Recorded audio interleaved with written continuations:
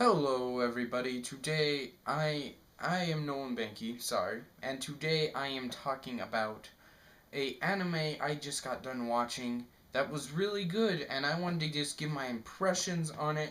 Not exactly a full-fledged review. Maybe a review might come later, but this is what I just wanted to do with it right now.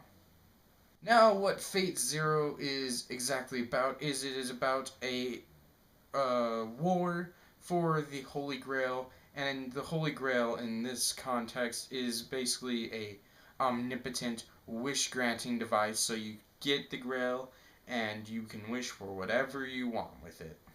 And in that, there are crap. I can't remember now, but I think there are a certain number of servants and masters. So there's the masters, who are these people that summon the servants, and the servants are usually a a old, like, ancient person that was a great warrior of sorts, and I thought it was a very really interesting concept. You got people like King Arthur, Alexander the Great. I can't think of them all off the top of my head.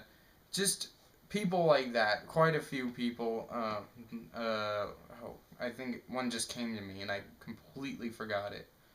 Gilgamesh, and yeah, they're all just really cool ancient people that come together, like are summoned by servants, and the summoned by masters. Sorry, the masters send the servants to fight each other so that one of the masters, can claim the Holy Grail for themselves. Now, while this show kind of came out of the blue, I didn't really know what to expect going into it.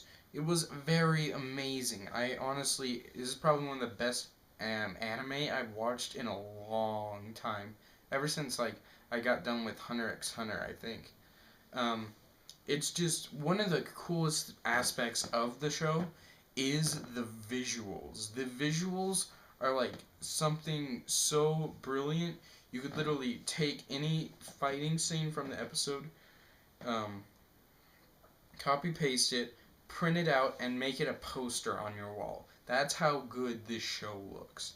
And it's just like, oh my gosh, for an anime series, not a movie or anything, because there are many anime movies that look better than it, but for an anime series, this show just looks amazing.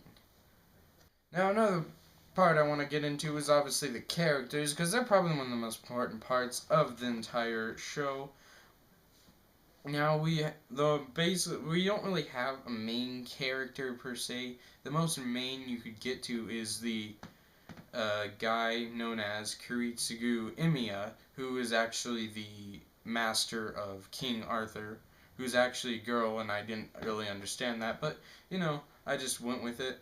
I know the whole backstory and everything, but that is just weird. But we have him, we got a bunch of other characters, we got who I consider to be the main antagonist of the show, Kirei, oh my gosh, Tokiyome, or something like that. I can't remember if I said that right. But, yeah, I'm not scripting this at all. I'm just going with this off the top of my head. But, yeah, and you have those characters plus a slew of awesome, memorable servants and masters. And the characters really bring this show out. I really loved Kiritsugu as a character because we have him, but we have Saber, which is what who I'm going to call King Arthur by, because that's their nicknames for the actual class of person that the servant that is summoned, and they both have very different viewpoints. Saber thinks that, you should try to save every single person that you can. You should never let anyone die. You should never use dirty tactics to solve your means. While Kiritsugu is a guy who believes in the good of the many outweighs the good of the few. So if he has to kill 100 people just save 300, he'll do it. That's just the obvious choice for him. While all the characters are very memorable, I don't want to go over every single one of them, or else this video would be a very long time, and I really would get into talking about them way too much. So I'm going to move on to one of my least favorite parts of the entire show, which was the music. Now, don't get me wrong, the music is good for the opening and ending themes. I like them, but as the background music, you know, like music that's going on during fight scenes and during other scenes in the actual show, is kind of lacking, and I didn't really find it attractive at all. Like, I want my background music to be amazing while something's going on, but when I just hear something that's not really enticing me, some of the battle scenes just kind of fell flat because of that. And while they looked good and were very amazing in themselves, the music was one of the things that kept me from going like, oh my gosh, this is the best thing I've ever watched in my life. You know what I mean? It's just like, oh my gosh. Yeah, but that's like really my biggest beef with the show.